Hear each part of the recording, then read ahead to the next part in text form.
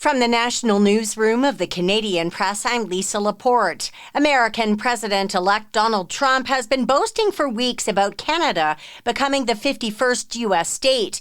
But Green Party leader Elizabeth May had a pointed message for him today. But we love our country, and it's a country. It's a nation, and we do not aspire to be a 51st state. So let's not hear that anymore.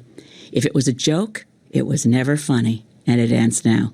May's comments come as the Canada-U.S. Relations Cabinet Committee met virtually today as Trump's inauguration date quickly approaches.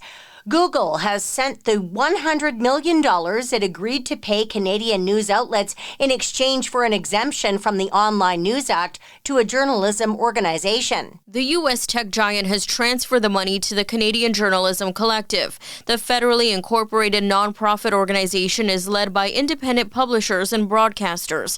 It said last month that it was working to distribute the first tranche of funds by the end of January to media businesses whose work was shared or repurposed by Google.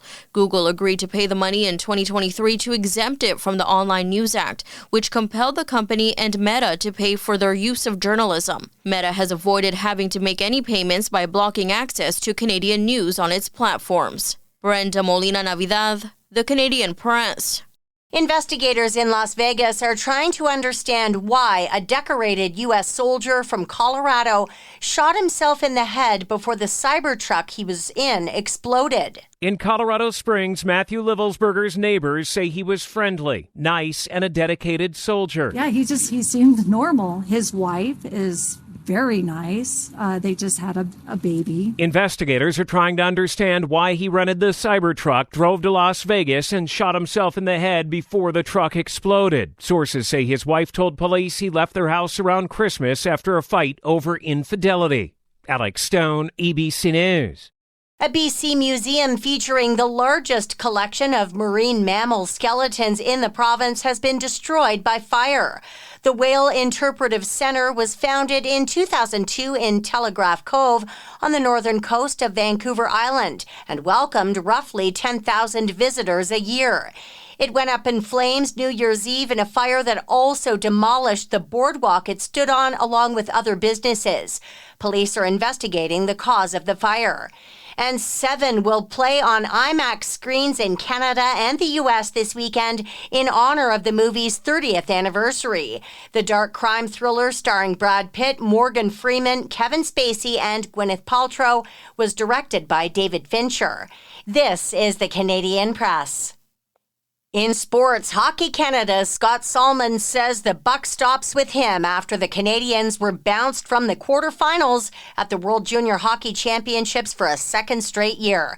Canada lost to Czechia 4-3 last night to end a disappointing tournament marked by a lack of scoring as well as discipline issues. Like other Canadians, I'm incredibly disappointed. I'm apologetic to Hockey Canada, to our volunteers, our members, to the fans here. Czechia will play the U.S. in tomorrow's semifinals while Sweden takes on Finland before Sunday's gold medal game. In the NHL tonight, Edmonton hosts Anaheim, Nashville visits Vancouver, Ottawa is at St. Louis, while Chicago hosts Montreal. And the Toronto Raptors take on the Orlando Magic in the NBA tonight. Canadian swingman RJ Barrett is still out after missing the last two games with an illness.